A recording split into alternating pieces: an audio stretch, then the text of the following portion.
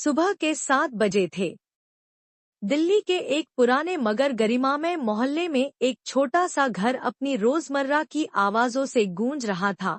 Pressure cooker की सीटी, बच्चों की स्कूल की तैयारी और रसोई से आती मसालों की खुशबू उस घर की जान थी। सरला 58 वर्षीय गृहिणी, जो पिछले 38 वर्षों से बिना एक दिन की छुट्टी के परिवार की नींव को संभाले हुए थी। सरला की दिनचर्या हर दिन एक जैसी थी। सुबह 5 बजे उठकर पूजा करना, फिर चाय, नाश्ता, बच्चों और पति की जरूरतें, दोपहर का खाना बनाना, सफाई, कपड़े धोना, सब्जी लाना और फिर शाम को सबके साथ बैठकर दिन भर की बातें सुनना। लेकिन खुद की बात शायद कभी नहीं। सरला के पति अविनाश एक सरकारी अधिकारी थे जो इसी साल रिटायर होने वाले थे। वो अपनी नौकरी और जिम्मेदारियों को लेकर हमेशा गंभीर रहे थे। उनके लिए घर एक विश्राम का स्थान था, जहां उन्हें सेवा और सुकून मिलता रहा। उनका बड़ा बेटा राहुल एक निजी कंपनी में मैनेजर था। बहू निधि वर्क फ्रॉम होम करती थी और उनकी छोटी बेटी प्रियंका कॉलेज में पढ़ रही थी। घर के हर सदस्य के पास अपने अपने सपने, जिम्मेदारियां और महत्वाकांक्षाएं थी। लेकिन सरला की पहचान सिर्फ एक ही थी, माँ या घर की महिला। एक दिन अविनाश ऑफिस से लौटे तो उनके चेहरे पर एक अजीब सी शांति थी। उन्होंने धीरे से कहा, बस अब 1 महीना बचा है रिटायरमेंट में, फिर आराम ही आराम। अब सुबह जल्दी उठने की जरूरत नहीं, ना ही रिपोर्ट्स की टेंशन। सरला मुस्कुराई, चाय का कप बढ़ाते हुए बोली, अच्छा है, आप थक गए हैं इतने सालों की मेहनत से, अब थोड़ा आराम करिए। अविनाश बोले, बिल्कुल। अब तो सिर्फ घूमना, अपने लिए जीना, कुछ लिखना पढ़ना, बहुत कुछ करने को है। सरला ने धीमे से पूछा, आपको कभी लगा कि मैं भी थकती हूँ? अविनाश चौंक गए। तुम? लेकिन तुम्हारा काम तो घर के भीतर ही होता है ना, तुम थकती कैसे हो? सरला मुस्कुराई, मगर उस मुस्कान के पीछे 38 साल की थकान छिपी थी। उस रात सरला देर तक सो नहीं पाई। खिड़की के पास बैठी वो पुराने दिनों को याद करने लगी। किस तरह शादी के बाद गांव से शहर आई थी, कैसे पहले किराए के घर में रहकर बचत करते हुए उन्होंने यह घर बनाया, कैसे बच्चों की फीस भरने के लिए खुद की चूड़ियां गिरवी रख दी थी, कैसे बीमारियों में खुद अस्पताल न जाकर परिवार की देखभाल की थी। वो सोच रही थी, अगर अविनाश जी को रिटायरमेंट मिल सकता है, राहुल को छुट्टियां मिलती हैं, निधि वर्क लाइफ बैलेंस की बात करती है, तो क्या मुझे कभी छुट्टी मिल सकती है? क्या मुझे भी रिटायरमेंट का हक नहीं? अगली सुबह सरला निधि के साथ सब्जी लेने निकली। रास्ते में निधि ने कहा, मां जी, कभी सोचा है आप क्या करेंगी जब पापा रिटायर हो जाएंगे? सरला ने हंसते हुए कहा, मेरे लिए क्या बदलने वाला है? जैसे आज करती हूँ, वैसे कल भी करूँगी। निधि थोड़ी गंभीर हो गई, मां जी, पर आपको भी तो कभी रिटायर होना चाहिए। आपने इतनी मेहनत की है जिंदगी भर, आपने खुद के लिए कभी कुछ किया? सरला चुप रह गई। एक बहू की बात ने एक माँ के दिल को झंझोड़ दिया। उस शाम सरला ने एक पुरानी डायरी निकाली। उसमें पुराने समय में लिखी कुछ कविताएं और रेखाचित्र थे। वो सब कुछ धूल से ढका था, जैसे उसका सपना भी। उसी समय प्रियंका ने सरला को देखा और हैरान होकर बोली, माँ, ये तो बहुत सुंदर है। ये आपने लिखा है? सरला मुस्कुराई, कभी करती थी, फिर समय नहीं मिला। प्रियंका जोश में आ गई, आपको फिर से शुरू करना चाहिए। एक ब्लॉग बनाते हैं आपके लिए, सरला की दुनिया। सरला हंसी, अरे बेटा, ये सब मेरे बस का नहीं। प्रियंका बोली, क्यों नहीं? आप सब कुछ संभालती हैं, अब खुद को भी संभालिए। अविनाश जी की रिटायरमेंट की तारीख नजदीक आ रही थी। घर में हलचल थी। ऑफिस वाले विदाई समारोह की तैयारी कर रहे थे और प्रियंका एक वीडियो बना रही थी जिसमें अविनाश जी की जर्नी को दिखाया जाएगा। सरला ने उनके पसंदीदा पकवानों की सूची बना ली थी। परंतु इस शोरगुल में एक खामोश तैयारी भी चल रही थी। सरला की प्रियंका ने मां के लिए एक ब्लॉग अकाउंट बना दिया था और नाम रखा सरला की दुनिया। रोज रात को खाना बनाने के बाद सरला पुराने अनुभव, भावनाएं और रसोई के छोटे छोटे राज लिखने लगी। पहली बार उसने लिखा, गृहिणी का भी मन होता है। पोस्ट पढ़ते ही निधि और प्रियंका भावुक हो गईं।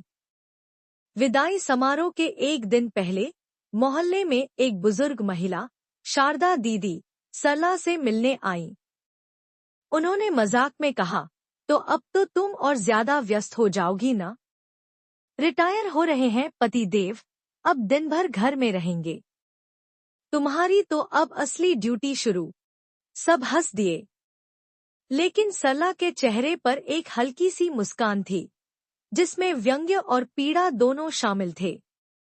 सरला सोच रही थी, मैं 20 साल की उम्र से बिना छुट्टी, बिना वेतन, बिना धन्यवाद के काम कर रही हूँ। क्या मैं कभी रिटायर हो सकती हूँ? अविनाश जी का विदाई समारोह बहुत भव्य था। ऑफिस के सभी लोग उनके अनुशासन और समर्पण की सराहना कर रहे थे।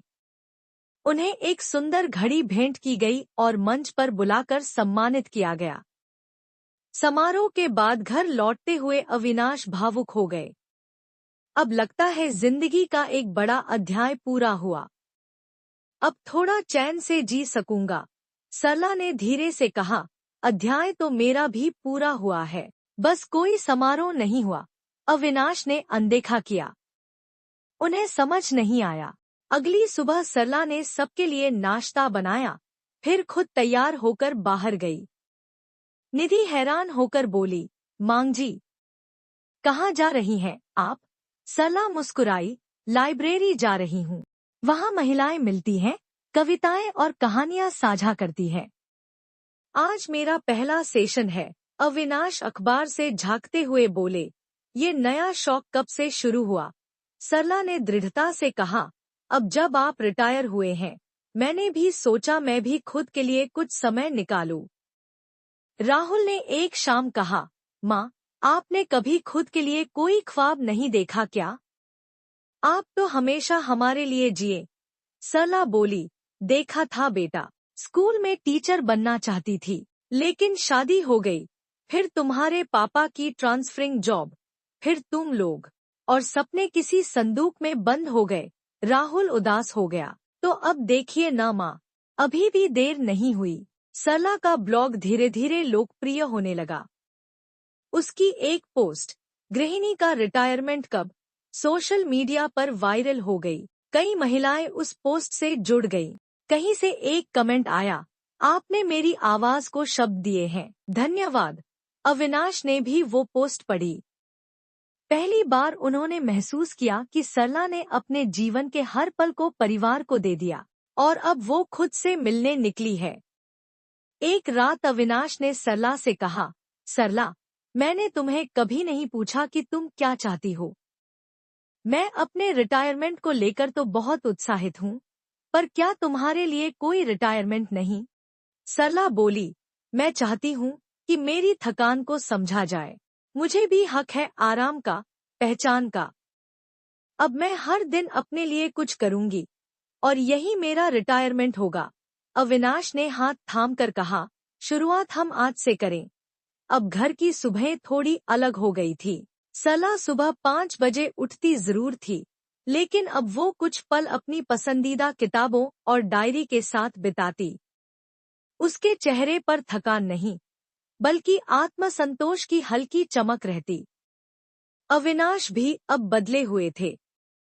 वो सरला के ब्लॉग की हर पोस्ट पढ़ते और उस पर चर्चा करते।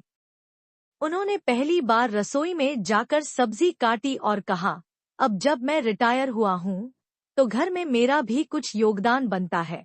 सरला की पोस्ट्स अब एक आंदोलन का रूप ले रही थी। कई गृहिणियां उनके ब्लॉग से जुड़कर अपने अनुभव साझा कर रही थी।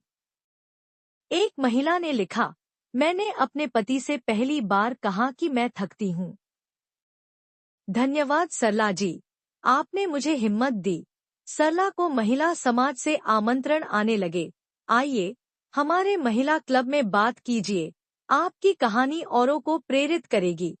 प्रियंका ने सरला की मदद से एक ऑनलाइन वर्कशॉप शुरू कर दी, घर की रानी अब अपनी कहानी भी कहो। इसमें देश भर की गृहिणियां जुड़ने लगीं।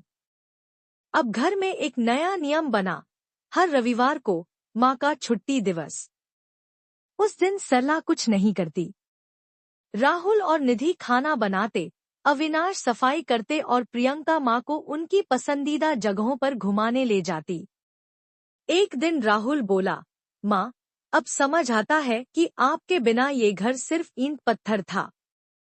आपने इसे घर बनाया। अब हम सब चाहते हैं कि आप भी जी सकें अपने लिए। सरला भावुक हो गई। आंखें नम थी, लेकिन दिल हल्का। अविनाश ने एक दिन चुपचाप सबको इकट्ठा किया और कहा, मैंने 35 साल काम किया और मुझे विदाई समारोह मिला, घड़ी मिली, प्रशंसा मिली। सरला ने 38 साल बिना वेतन, बिना छुट्टी, बिना शिकायत के काम किया। क्या हम उन्हें वही सम्मान नहीं दे सकते? और तब एक खास दिन तय हुआ, सरला जी का सम्मान समारोह। सभी पड़ोसी, रिश्तेदार, प्रियजन बुलाए गए। प्रियंका ने एक वीडियो तैयार किया जिसमें सरला की जिंदगी के हर पहलू को दिखाया गया, बच्चों की देखभाल, बीमारियों की चिंता, हर त्योहार में सबकी खुशी सुनिश्चित करना, सब कुछ। राहुल ने मंच पर कहा, माँ, आपने जो किया है वो कोई कंपनी, कोई संस्था, कोई सरकार नहीं माप सकती। आज हम आपको जीवन गौरव सम्मान देना चाहते हैं, क्योंकि आपने हमें जीना सिखाया। अविनाश ने एक सुंदर सा सम्मान पत्र और सोने की पिन भेंट की, जिस पर लिखा था, मेरे घर की रीढ़, मेरी जिंदगी की रोशनी। सरला, सारे लोग खड़े होकर ताली बजा रहे थे। सरला उस पल रो पड़ी। वो आंसू थकान के नहीं, आत्मसम्मान के थे। अब सरला न केवल एक गृहिणी थी, बल्कि एक लेखिका, मोटिवेशनल स्पीकर और सैकड़ों महिलाओं की प्रेरणा बन चुकी थी। उसकी पहचान अब सिर्फ माँ या बीवी नहीं थी, अब वो सरला थी, एक पूरी और पूर्ण स्त्री। सरला की किताब अदृश्य थकान, एक गृहिणी की आवाज, छपी और खूब सराही गई। किताब के लोकार्पण में सरला ने मंच पर कहा, मुझे सिर्फ एक सवाल पूछना है, क्या सिर्फ पुरुषों को ही रिटायरमेंट का अधिकार है? क्या एक गृहिणी को कभी रिटायर नहीं होना चाहिए? क्या उनका आराम, उनका सपना, उनका आत्मसम्मान कोई मोल नहीं रखता? मुझे जवाब मिल गया। अब आप सोचिए, एक घर की चुप चुप थकन, एक औरत की सैकड़ों अनसुनी आवाजें और अंततः आत्मस्वीकृति की यात्रा। यह कहानी हर उस स्त्री की है जो अपने अस्तित्व को परिवार की परछाई में खो देती है। अदृश्य थकान अब अदृश्य नहीं रही। अगर आपको कहानी अच्छी लगी तो लाइक, शेयर और सब्सक्राइब कर दीजिए।